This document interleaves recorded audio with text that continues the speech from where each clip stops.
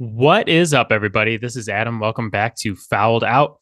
Matt is coming on in just a minute to talk week 15 of the NFL season, a week that unfortunately saw my team do one of the dumbest things that we have ever seen on a football field with Jacoby Myers lateral. We'll be talking about that. We'll be talking about a couple other games, some Monday Night Football, some Sunday Night Football, and where we're at on the playoff race for this week. But if you haven't had a chance yet, head on over to our Patreon at patreon.com/fouled out to check out all of our extra content.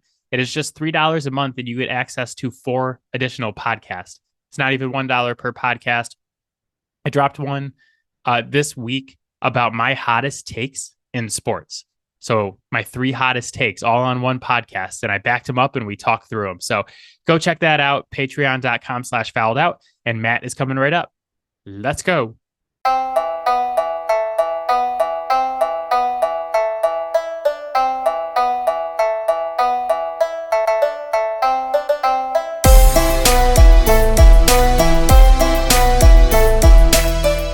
All right, Matt is here. And I must say, I'm not surprised by the virtual background this week, but it still hurt my feelings. Well, I was just kind of trying to match your tone. Yeah, disappointing week of football. For me personally, Matt's background is Mac Jones sitting on the ground contemplating his life, as he should be doing. I did want to tell you, yesterday night around 6:30, our friend of the program, Brandon from Certified Beef, messaged me on Instagram and said, and I quote, "I hope Matt's background when you guys record this week is Chandler Jones stiff-arming Mac." And I wrote him back and I said, I guarantee you it's going to be something close. Yeah, I was about 30 seconds away from using a GIF of that. Yeah. Yep. It's one of those plays that's so bad that it's going to get its own name, like the butt fumble or like, something along those lines. I've seen a couple good ones. The one I saw on Reddit that I really liked was lateral damage. So saw like that's actually really fucking good. I know. I was like, that's probably the best one. So I think lateral damage is probably going to be the play name. We'll talk about the Pats a little bit more later in a segment I like to call Who Had the Worst Weekend. But let's start off with Monday Night Football. Last night, the Packers beat the Rams 24-12 in a game that I'm pretty sure that when the NFL put their schedule together, they told everybody like, oh, great, clear the decks. Monday Night Football on ABC. Packers Rams late in the season. It's going to be a banger. Like, this is one they were really excited about. And oof, man, I don't think they expected washed up Aaron Rodgers versus Baker Mayfield. Not just Baker Mayfield, but more washed up Baker Mayfield than they expected to have at the beginning of the season. And no Cooper Kupp. Yep. No Aaron Donald. Mm-hmm. Who was their starting running back at the beginning of the year? I guess Darrell Henderson's out. Yeah. I think they started Akers, but then we're just like, we're also going to give all the carries to Darrell Henderson for some reason. Yeah, so no Darrell Henderson. I was shocked that Jalen Ramsey was out there, actually. Yeah. I think, like, what point do some of these guys just pack it in for the season? Your number one receiver is Ben Skowronek right now. Yeah. And they were highlighting a guy last night where they're like, well, the Rams lost Von Miller in the offseason, so they got this guy, whatever his first name is, Hoyt, from Brown University. And the other announcer chimes in and he's like, he was a calculus tutor at Brown and blah, blah. I was like, okay, when we're pulling calculus tutors from Brown to play outside linebacker for our NFL teams, I think we're in trouble. Yeah, I think you could say that. Also, I think you could have just said that when you said that Ben Skowronek was your wide receiver 1. Have you ever seen the Saturday Night Live skit where Chance the Rapper is doing the rinkside hockey reporting? Oh, God. One of the players comes off the ice and it's like a foreign name. It's like a European name. And he looks at the back of the jersey and goes, there's 5 letters in there and no vowels. So that's a nope. That's how I feel when I look at Skowronek's name. I just like, like, yeah, that's a no for me. That's going to be a no for me, dog. We'll call him Ben. I don't feel too bad about butchering people's last names because 95% of people butcher my last name, so suck it. You know what's funny? Like you get like Hignusian a lot Yeah. or Hoogsian. My last name is relatively simple, and I get Flower all the time. And now that my wife changed her last name, it's Mrs. Flower all the time. All the time. And I shouldn't say it on the podcast because now people are going to start like tweeting me and being like, flowered out sports. Here we go. So it's not just the complicated names, it's the easy ones too. Like I feel like Fowler is not that hard to say. No, but also mine really shouldn't be that difficult. I have no problem with it's yours. it's like phonetically with the English language, it makes so much sense. And people are just like, duh, there's more than 4 letters. I don't know what to do. When people go, I've been with you before when someone's like Matt Hignusian. I'm like, there's not even an N in the name. There's no N. So anyway, the Packers are 6-8 now. We were texting about this earlier in the week about how it's a really uncomfortable position for me to be in where kinda needed the Packers to win because now that Rams pick is number 3. Actually, I think it was like kind of a good thing to root for the Packers to win this week, though, because like I said, they're 6-8. Mm-hmm. They're 1.5 games back of the playoffs with 3 to go. So they're like tangentially still involved. I don't like their odds. But think about they need a lot to go their way. But what you probably want as a fan who hates the Packers is for them to go like 8-9. Yeah. Make their pick worse and also make the Rams pick that you guys are going to get this year better. Yeah. It was like a double whammy. It was a good thing. Yeah. No, I mean, I was all for the Rams losing. That's where I've been all season. But it still felt gross. It is tough. It's like, God, maybe I'll just sacrifice and, screw these guys. I was looking at the Packers like as a whole and kind of like looking where they're at near the end of the season here and the fact that they're 6-8. And I'm just like, God, I really think they screwed themselves this past offseason by not committing to a direction. Mm-hmm. Like, I think you either should have committed to the rebuild and traded Devontae Adams and Aaron Rodgers, or like let Rodgers retire and commit to like, okay, yeah, we're going to see what Jordan Love's got over the course of a season. Probably have a high pick and then start looking at like other options at quarterback. Or you just go, okay, like we're going to try to compete. We're going to have Aaron Rodgers and Devontae Adams. We're going to run this back. Maybe you spend some picks like on the defense or you try to add some other guys some way. But they took this like very, very middle ground where they're like, we're going to trade Devontae Adams for picks and then also sign Rodgers to this massive quarterback deal and have him throw to rookies and Alan Lazard all season. I have never understood Brian Gutekunst, if I'm saying that correctly. I don't give a shit. It's another name we're never going to get right on this podcast. Nope. We'll call him Gesundheit. I've never understood his roster building strategy. He has amassed a certain amount of talent on the defensive side of the ball. I will give him that. However, they then went out and made Joe Barry their defensive coordinator, who, like, as soon as I saw that hire, I knew that he was just going to absolutely hamstring every single one of their corners. Like,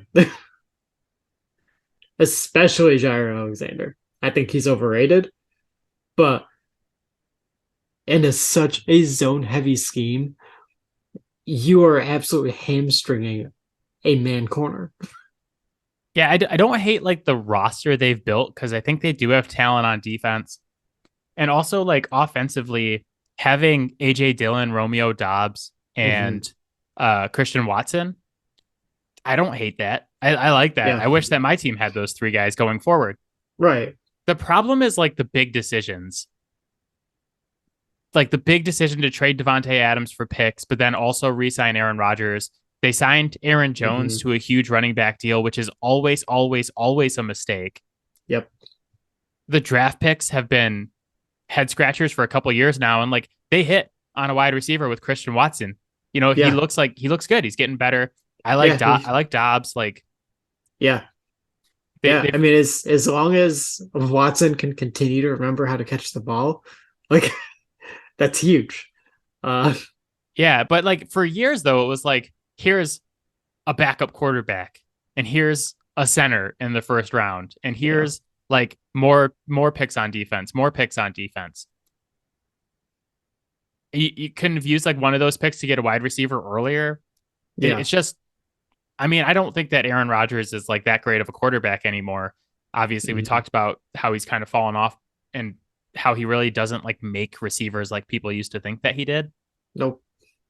But like, it is a lot to ask of him to have two rookie receivers, Alan Lazard and 50-year-old Randall Cobb, out there to Yeah. throw to. So you got to try to Yeah. make his life easier, not harder. Yeah. And I'm not going to sit here and tell you like you can't take a center in the first round because I am still quite happy about having Frank Ragnow, right? But if you are going to take a center in the first round, you had better be damn sure that it is someone who is special in what they're capable of doing, not just in, you know, pass protection, but in your run scheme. And that's a very, very small list of guys. Ragnow, Lindsley, Kelsey, there's, a couple of other like really great guys out there, but like other than that, like you can get comparable guys in rounds like 3 and 4 at that position. I do think the one good thing that Matt Patricia did for the Lions is that he came over and he was like, "Hey, Bill Belichick really likes Frank Ragnow in the first round. You guys should take him, or else Bill will." And that's Yeah. literally it. That's the entire list. That's Yeah. it. Yeah. Bob Quinn was atrocious at drafting like every position that was not offensive line. He's really good at offensive line, terrible at every other position. It's true. And then like just on the Devontae Adams piece before we go on to the Rams, I've been saying all season that trade was a lose lose, and I still haven't changed my mind. I'm just Yeah. like for the Packers, it's not the trade. Like the trade itself is not that bad. You got some picks back. You're gonna, Yeah. whatever. But just the not committing to going one direction or another is what bugs me. And Yeah. now you're like this middle of the road team that's probably not going to make the playoffs, but also not have a very good pick. And like to me, that's the worst place to be in all of sports is like we're not good enough to be good, but we're not bad enough to get good. So now we're just stuck. And then the Yeah. Raiders like continue to misuse Devontae Adams, Right.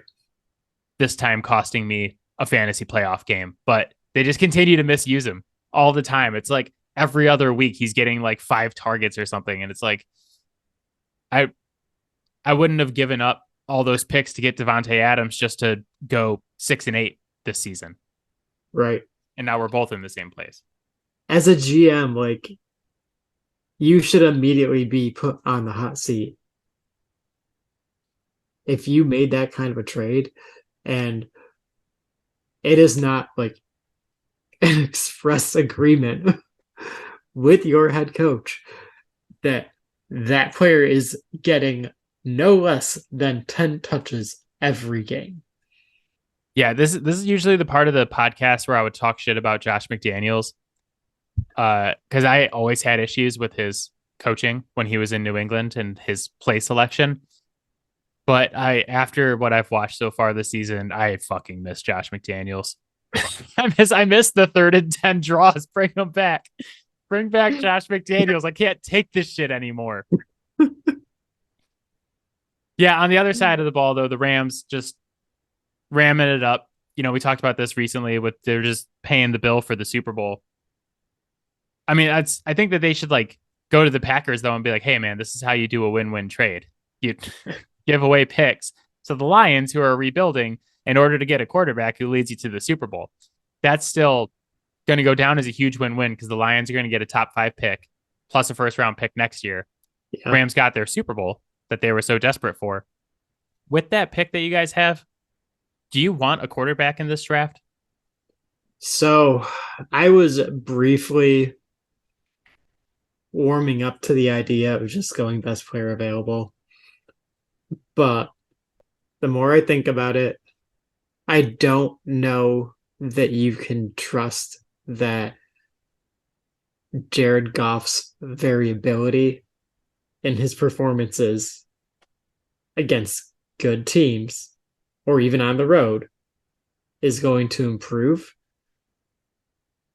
And if you want to be an actual contender, that cannot be the long-term solution.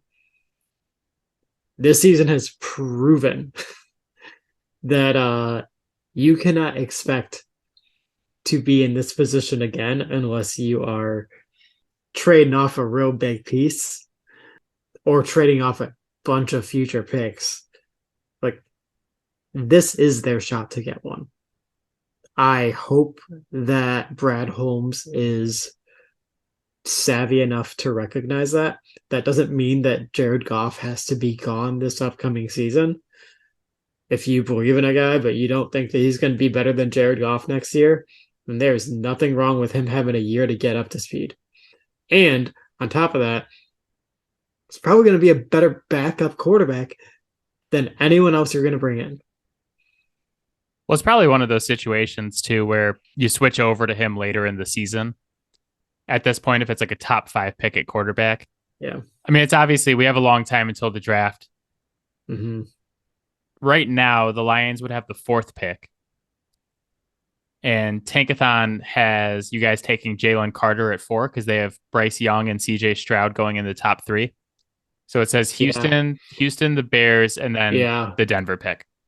Yeah, so some of that order is going to be, I mean, obviously, like there's those teams, they're going to have win games, lose games, all that. So like that's going to change around, but also the strength of schedule tiebreaker is still very much up in the air because a lot of those teams are relatively close with regards to that. So there's quite a bit of variability for all those teams. So it'll be interesting to see how that plays out. Yeah, there's a lot up in the air. I won't make you tell us what quarterback you want at this point because there's so much evaluation to be done. Yeah, I couldn't tell you personally right now. And I know that he won't go this high, but right now, I do like me some Duggan. I think Duggan is going to be like I don't know. I mean, I guess we'll see how the playoffs go. I don't see him like being a very high pick. I think he's going to be probably a late riser, but he's not going to be like, top 5 pick. So no, I'm scrolling through Tankathon's mock draft. I like this draft so far. There's a lot of talent. It'll be fun. Yeah. It'll be fun when we get there. Anyway, on to Sunday Night Football. The Giants beat the Washington Fighting Georges 20-12. Congratulations to the New York Giants. I said I didn't think they'd win a game the rest of the season. They did win one, fortunately for them. My takeaway from this game, I watched the whole thing, unfortunately, because I have Graham Gano on my fantasy team. And my takeaway is that I don't think that there are 7 playoff teams in the NFC. Like, I know we're going to have 7 playoff teams in the NFC, but there is not 7 playoff caliber teams in that conference. I have 4.5 playoff teams. You got the Eagles, the 49ers, the Cowboys, the Lions, and half of the Minnesota Vikings. Preferably the second half from what we saw this weekend. I would have accepted just Justin Jefferson. Like that's the half of a playoff team. Yeah, Justin Jefferson. Yeah, I mean, for Minnesota, like I feel like I say this every week at this point. We're just like a broken record. And maybe it's because the certified beef guys made fun of me and my Patriots on their podcast, but Minnie is such a fraud. Yeah. And it's so hard this week because, like, yes, they came back. They had the biggest comeback in the history of the NFL down 33 points at Yeah. halftime against the Colts. But also, you were down 33 points at halftime against the Indianapolis Colts and Jeff Saturday. My thing about that comeback is like watching the Colts play in that second half was so pathetic. Like it just that was some of the just weakest, softest football I've watched a team play in a very long time. I probably should have tried to look it up, but I can't imagine that they got more than like 4 or 5 first downs in the second half. They had to have had like 7 or 8 possessions. It was brutal. I feel like Jeff Saturday is secretly like a genius coach, and that he was like, we have this awesome game plan to destroy Minneapolis. And then at halftime, Irsay called him and was like, what the fuck are you doing? We need to be tanking to get a better pick. And he was just like, oh, okay. And like they forced his hand and they're like, he came back. He's like, okay, guys, just, do basically like what you do in Madden to cheat, where you're like, you control the other defense and make them run field goal block. And then you just throw it and it's a touchdown every time. He's like, just do that. It's fine. Or that second half is precisely why you actually hire someone who has some experience as a coach. They're like, coach, you're up 33-0 at halftime. What adjustments are Yeah. you going to make? And he's like, adjustments? What? I didn't know I had to change stuff during halftime. If I am Irsay, I do not care if Jeff Saturday wins every game the rest of this year. Jeff Saturday's fired. Because the fact that you had a 33-point lead and hey, you went to halftime, made 0 adjustments, which, okay, fine, you were up 33-0. Everything's working, so I get why you wouldn't make a ton of adjustments. But then you start getting your ass kicked in the second half, and you don't have enough input with your team to get them to be like, oh shit, we should probably like dig in our heels a little bit and slow this down. And they just get gutted like a stuffed pig. Or pig. He puts the interim coach. Like he's going to be out. If they like hire him to be the coach, that will give me endless joy because I hate the Indianapolis Colts. I think they're the whiniest bitch of a franchise that we have. But whatever. I don't really care whether you Jeff Saturday. The right move is to bring in a real coach. If you were Matt Ryan, would you just quit right now? This would just be it for you for Matt Ryan. Like Jonathan Taylor's out for the rest of the season now. If you're Matt Ryan, you've not only were the quarterback of the team to blow the largest Super Bowl lead ever, you're also now you had the biggest regular season blown lead ever in the history of the NFL, 33 points. If we're really being honest, Matt Ryan quit at 28-3. Yeah. I saw people being like, God, this is the worst this is the worst thing that's ever happened to like from a comeback perspective. And I'm like, 28-3 is infinitely worse than 33-0. Infinitely. I know that the number is smaller. I can do math. Yeah. The fact that you were up 28-3 in a Super Bowl. Yeah. And you lost will never be topped. Ever. Yeah. Ever. That's the worst thing that's ever happened in football to anyone. Yeah, I mean, actually, like a dude got paralyzed one time, but besides that, pretty bad. Yeah, I mean, the Colts season was over heading into this game. Like, this game has no real significance. It's not comparable. It's still terrible, but it's not comparable. It's not. The Super Bowl will never be top, but have you paid attention to like how weird the playoff race is getting at this point in the season? I mean, it's definitely weird. Like there's a disturbing amount of teams that are still somehow not eliminated. So the Buccaneers are now 6-8 after losing to Cincinnati on Sunday. Yep. And they're one game ahead of the Saints, Falcons, and Panthers. And I was like looking back at our bold predictions recently from the beginning of the season. And one of Matt's bold predictions was that the Saints would win the NFC South. And I just wanted to mention that if you hit that, that it is like the ultimate results over process pick that we've had in the history of this podcast. It's honestly the only thing I want right now. They're going to win the division at like 7-10, and I'm going to have to give Matt the green check mark next to his bold prediction. I'm like, this is the dumbest victory we've ever had. But so Yeah. that's weird, and we're gonna like we're in the playoffs. We're gonna have some combination of like the Giants, Washington, Seattle, the winner of the NFC South. Do you think there's a chance that any one of those teams wins a playoff game at this point? No. I guess if you had to bet on one of those teams, so you can have the Giants, the Fighting Georges, the Sea Chickens, all four NFC South teams. Who would you bet would win a playoff game if you had to pick one team? Pass.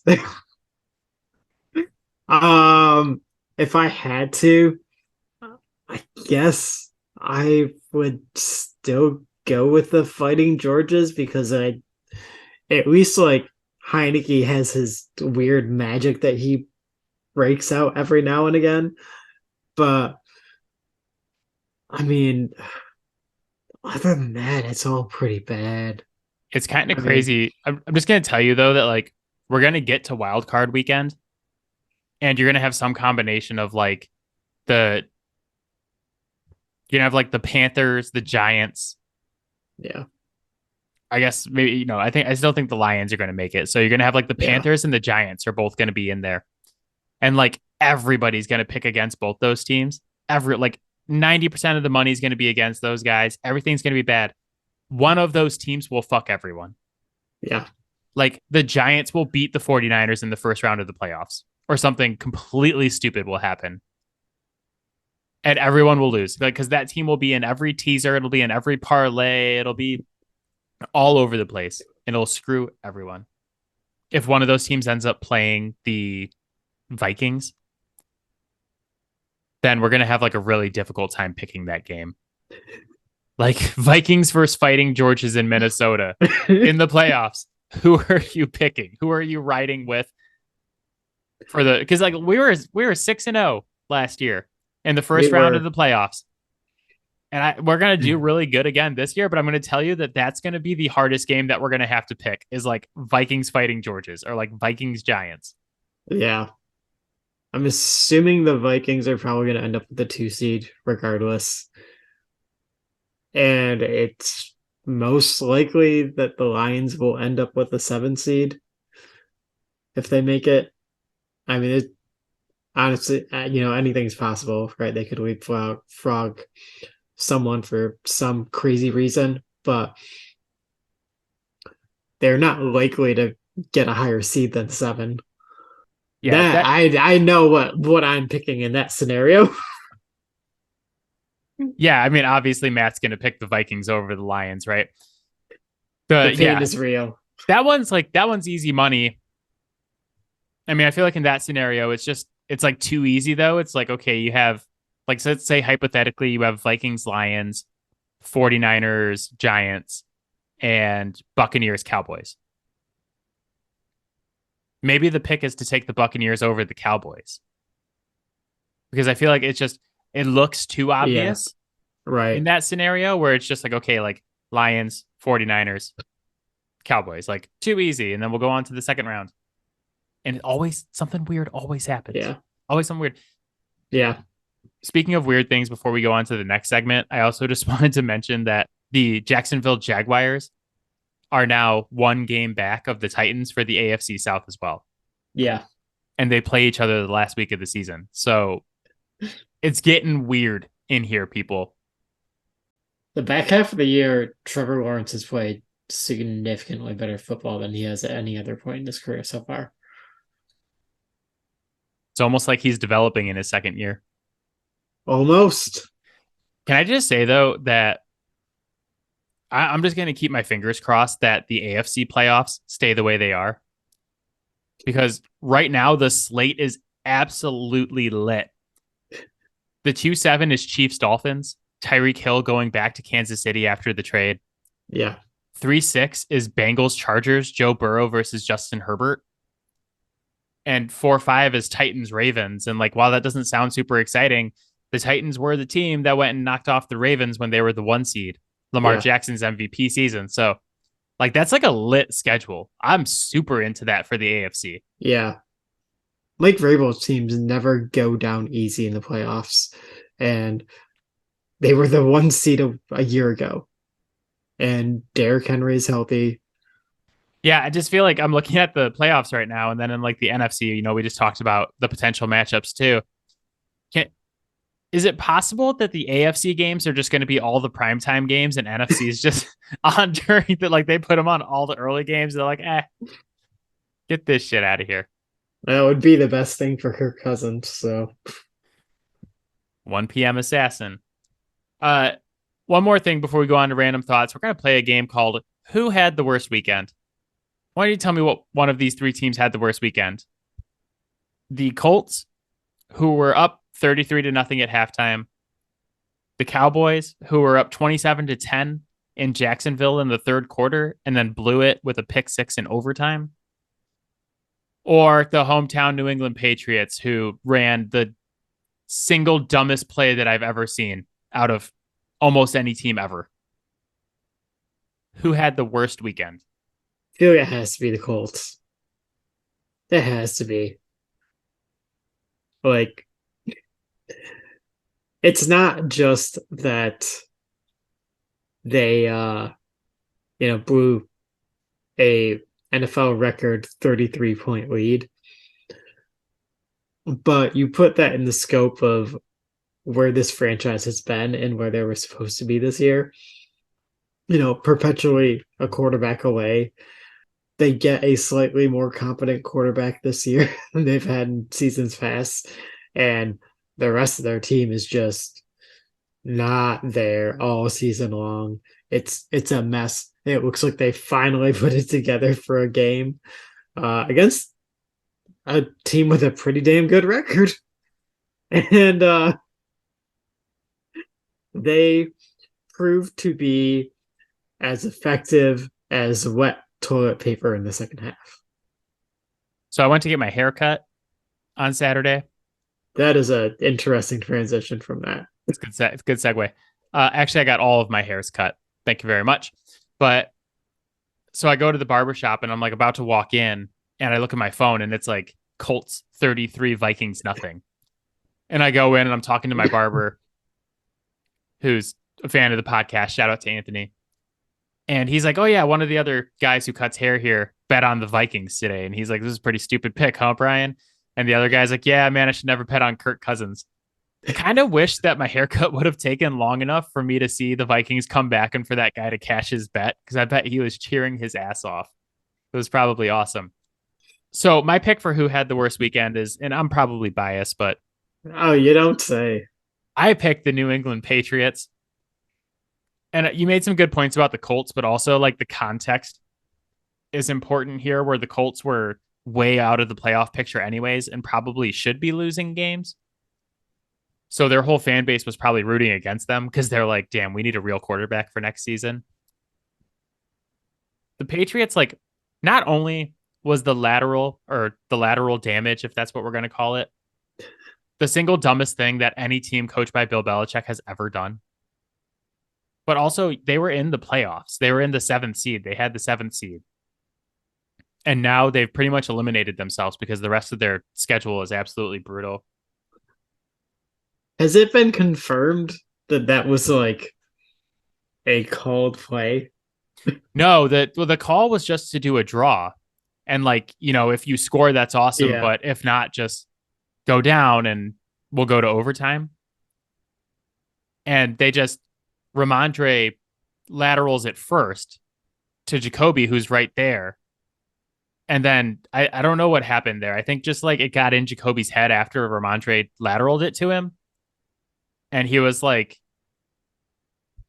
well, we're just going to do the lateral thing to try to win this game, which it's just none of it makes any sense at all. Like So lateraling it in that situation is just absolutely ridiculous. And then anytime that you're doing the lateral play, to throw it like 40 yards backwards, what? Even if he completed the pass to Mac Jones, what the fuck was Mac Jones going to do with that football? Mac Jones isn't outrunning anyone. Mac Jones is going absolutely nowhere, even if he catches it.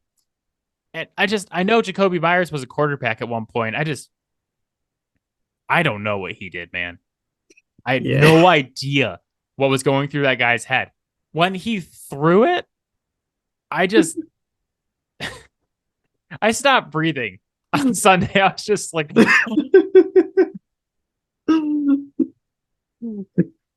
I think the most ironic part about all of this too is that and I'd have to like rewatch the clip, but I feel like Ramondre broke that run off and was like near enough the sideline that he could have got out of bounds with like a couple seconds left. And I feel like they would have been at least in range for a long field goal. And they just decided to yeet that shit. the lack of situational awareness and discipline from the football team this year is absolutely the most concerning thing to me. As far as our coaching staff and our organization is concerned, they're like way, way higher in penalties than they've been in 20 seasons. I think they're in the mid to high 20th in penalties taken this year, and they're usually like in the top 5 for least penalties. Right. So there's no discipline. There's a play like this cannot happen. It can't happen ever. I don't care who your coach is, but for like a Bill Belichick coach team to be doing this, I do think it's like serious evaluation time for Bill Belichick and the Patriots. I'm not advocating firing him like some people are, but I do think like if I was Robert Kraft, if I was the owner of the Patriots, I would sit down with him and be like, listen, I need you to tell me what your plan is for this offseason. And if like step one, if the very first thing out of his mouth is not, I'm going to get rid of this fucking trash ass coaching staff, then I would say maybe it's time that we part ways. Like you and I talked through this week.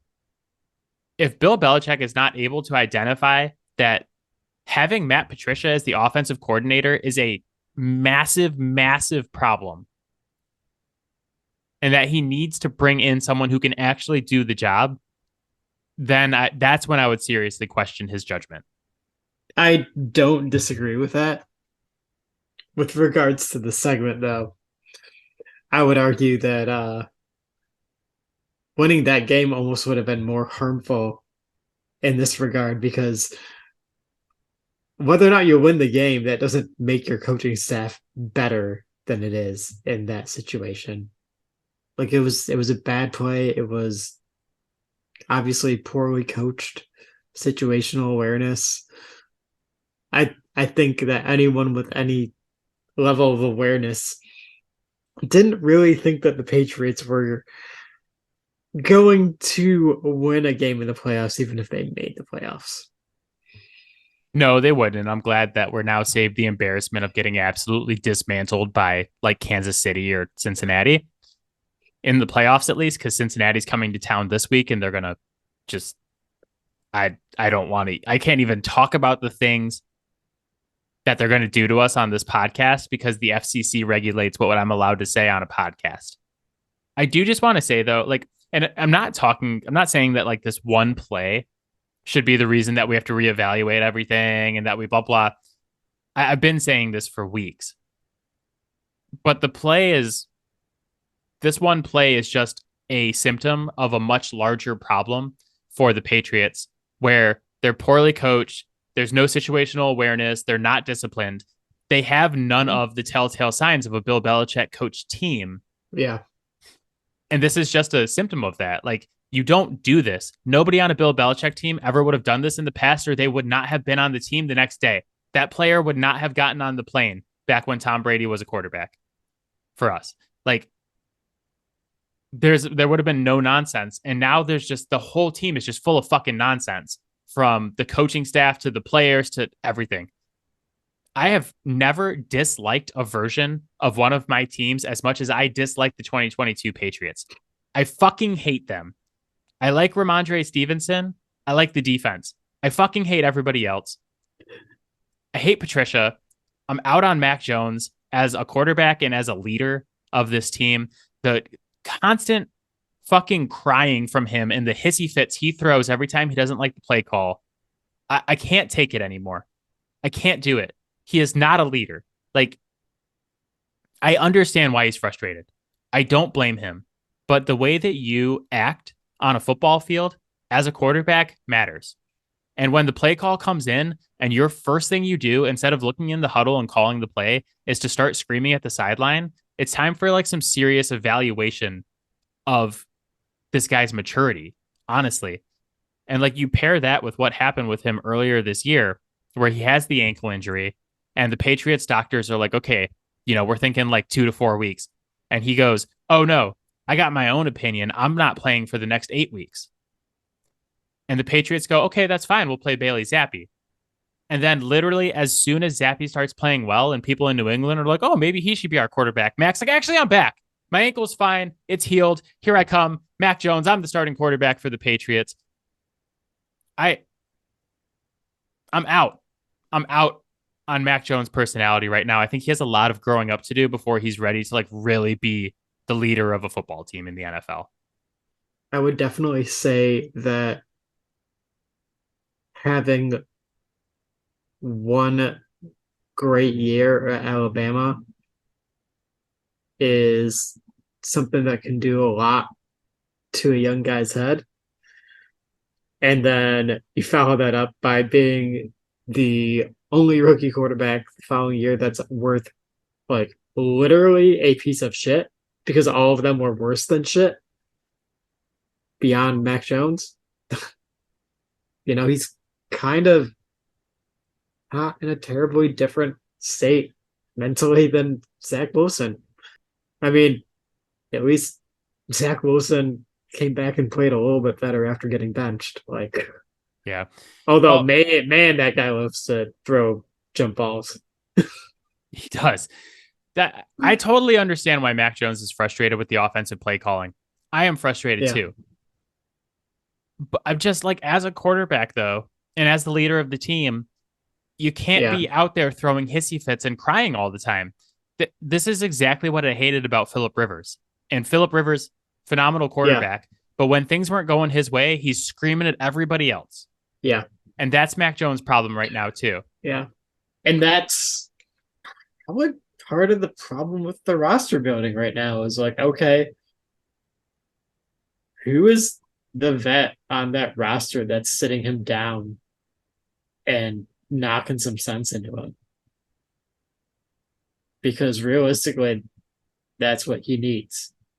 He ain't got that. Like, in a vacuum, spending that pick on Bailey Zappi to have a above average backup quarterback, not the worst thing. If you are planning on having Mac Jones be your quarterback going forward in the future, well, now you need the vet in that room to bring him back down to earth. And Bailey Zappi is not the right voice to do that. Yeah. 3 things, then we'll go on to random thoughts. 1, there's just been such a huge like cultural and organizational hole since Tom Brady left. Yep. That just having that guy for 20 seasons is like, because he's the peak. He's the number one guy in NFL history that you want in your locker room. At least for a long time he was. Now he's kind of gone off the deep end. But having that for so long and being able to rely on that guy, the culture was built around him. And now that he's gone, there's a huge hole there and it's a problem. Yeah. 2, I think Mac Jones can be a very good quarterback. I think he can. Mhm. And I'm not out on him as a quarterback, but he needs to grow the fuck up. And he's young, and I understand his frustration. I get it. They need to surround him with more talent. They need to bring in someone who can actually call plays and coach him. And I'm sorry that they wasted a year of his life with Matt Patricia. But like before he can be a great quarterback in the NFL, he has to grow up. The final thing, I think the only other version of one of my favorite teams that I've hated this much is the beer and chicken Red Sox. Fucking the team that blew the like 8-game wild card lead in September. Yep. Honestly, just any version of the Red you, Sox that had you John already Lackey know on. what song I'm thinking about. Yeah. Goated. Fucking goated song, the Red Sox decline song. Any team, any Red Sox team that had John Lackey on it, I'm out. That fucking Red Sox team. John Lackey. Bad. Lackey's bad. I hate John Lackey. It was like Lackey and Beckett and all. Oh man, just this loss just made me start reliving all of the teams I hate the most because I hate this team. This will be if I like was making a list of like the Patriots teams that I hate the most. This is number one. That's number one. They're hard to watch. They're not fun to watch. There's nothing like, at least if you're going to be bad, be entertaining and have like young guys where I'm like, oh, I'm watching these young guys develop and it's fun. It's not fun to watch this team. Like watching a better version of like the Patricia Lions teams, but without Stafford. Yeah, it's not fun. Anyways, on to random thoughts from week 15 of the NFL season.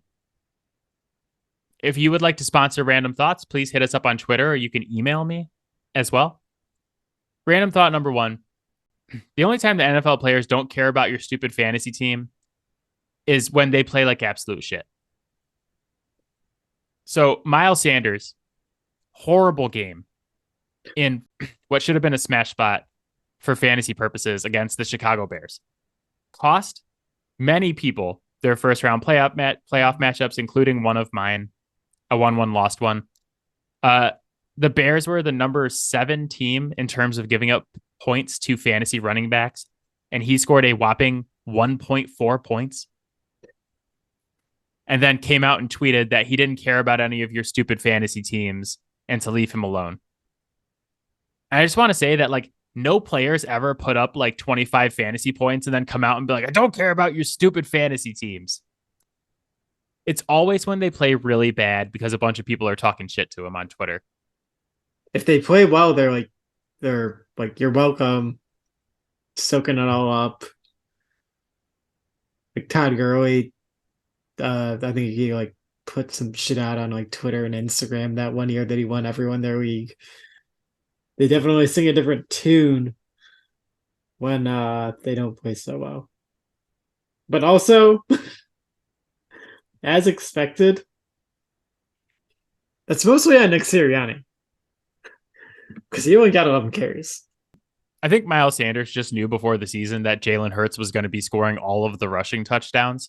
Yeah, for them this season because he came out before the season. He's like, don't draft me. I don't want any of you guys to draft me this season. And like to be fair though, like he's been good. Yeah. He's been really boom or bust this season. He's had a bunch of games above 25 points, but also a bunch of games below 6. This was just worst output of the season at the worst time for fantasy purposes. And again, like I think if you look at those games where he's got like 6 or less, you see a lot of like 5 carries, 6 carries. Like I will never understand Nick Sirianni's hatred for that man. I would like to know the backstory someday. Random thought number 2. It's kind of depressing to start rooting against your own team. It's where I'm at this season. I've never rooted against the Patriots before, but at this point I'm like, God, I actually hope we go 7-10 because it's more justification to fire Matt Patricia. And also we get a better pick. So I'm like, I don't want to win games anymore this season. We have the Bengals, the Dolphins, and the Bills. So like there's a legit shot that we actually go 7-10. which I actually gave as a prediction to the certified beef guys before the season. And it's just like sad though. There's a transition point at some point in the season where you've completely talked yourself out of there being any chance of you doing anything in the playoffs. And you're just like, well, okay, we should just lose. And it's happened to me with the Kings before, where I'm like, we should just be tanking. Why are we not tanking? Why did we just beat the Celtics by 30? What the hell is going on? But I'm there with the Patriots at this point. And I think a lot of people are there with their teams. Carlos sent a text the other day saying, oh man, if the Bears beat the Packers, I'm going to be so pissed. Yeah. It's like, who thought that a Bears fan would ever say that? Like, I actually do not want to beat the Packers this year. I would love to lose. I actually don't believe that's how he would feel. I would almost guarantee that he would be blowing up our group chat, just talking shit about the Packers the rest of the day. I'm pretty sure that the first thing that would happen after the game was over is that I would look at the group chat and he'd be like, how fucking good is Justin Fields? Oh, yeah. Justin Fields for MVP. Franchise quarterback right here. They have 5 wins, bud. Yeah, my advice on this concept is don't do it. Regardless of which way you root, like it's not going to change how good or bad your team is. How many teams have we seen draft high for years and like that is not translating into their team developing and getting better? And like saying like, oh, we got to lose for the draft position, it never works. And the only way for a team to learn how to win is to win games, which is the most asinine thing in the world, but it's like statistically proven itself. So watch the game, root for your team, and like enjoy when they do well. Like, yes, it sucks when they lose, but also like the fact that it sucks when they lose is why it's awesome when they win. So don't be a shitheel. It's very noble of you, but I will be rooting against the Patriots for the foreseeable future for the reasons that I've outlined previously. That's just maybe a slight a slight exception there.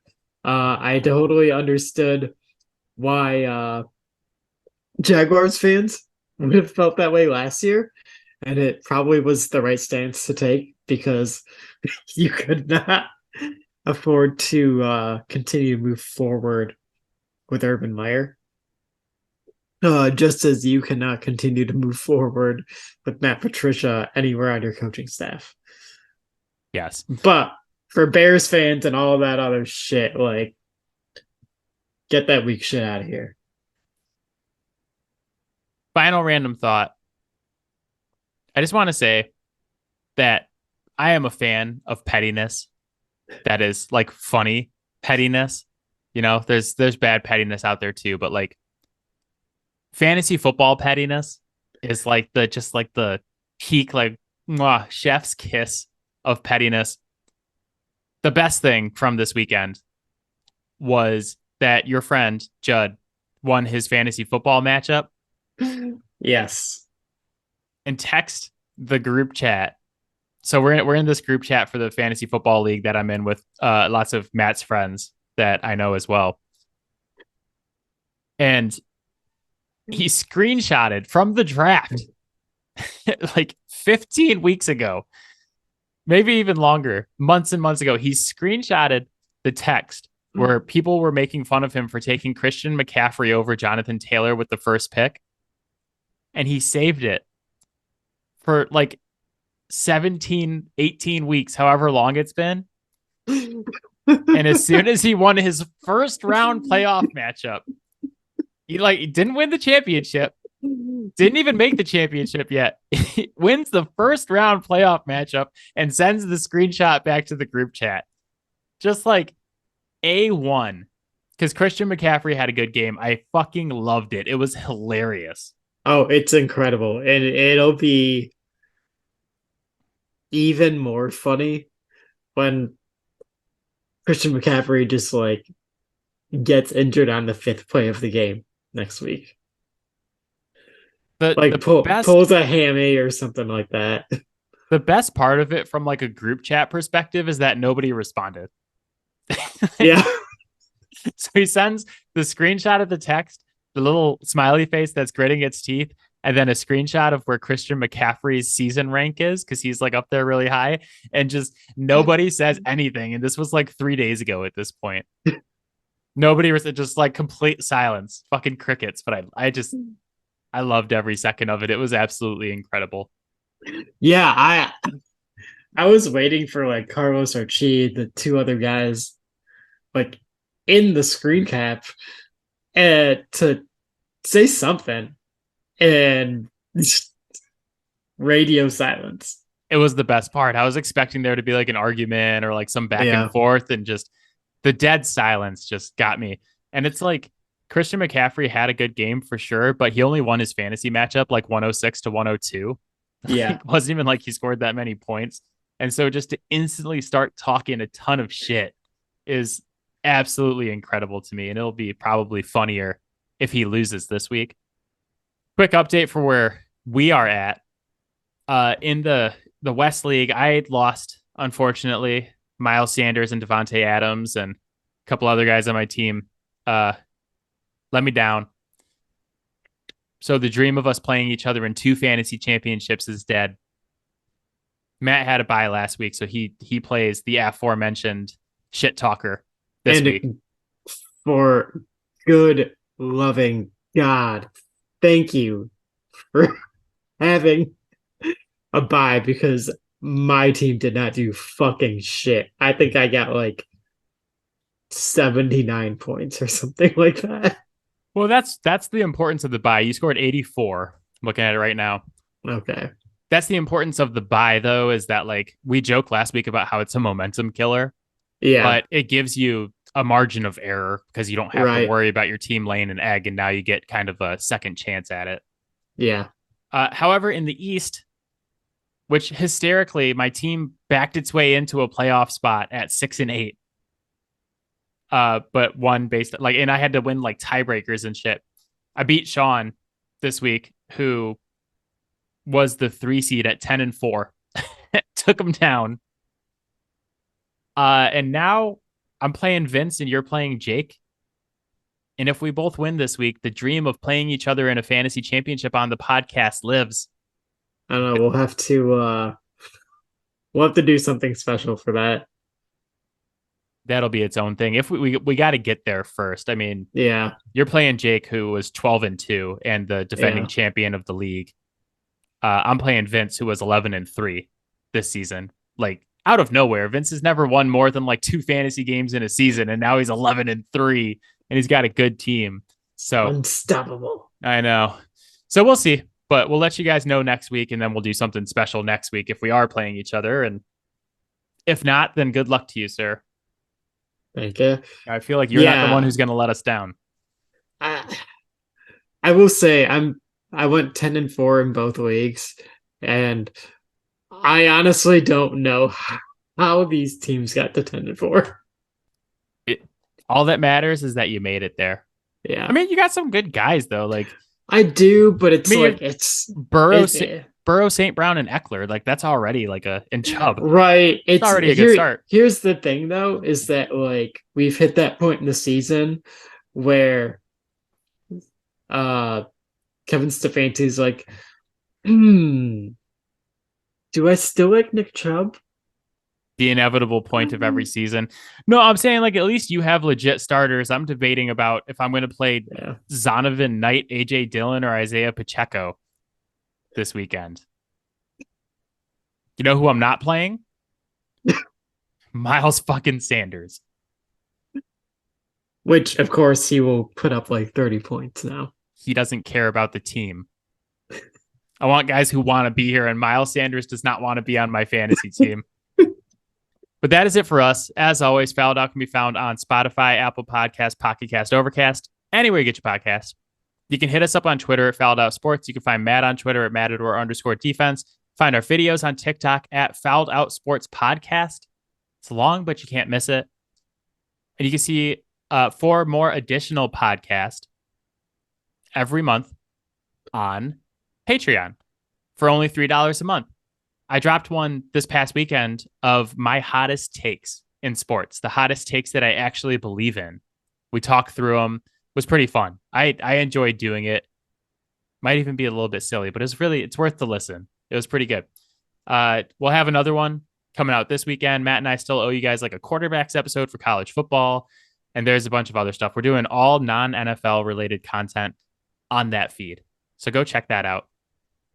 Matt, you got any final thoughts before we sign off? This is not the first time I will stan Brett Coleman on this podcast. His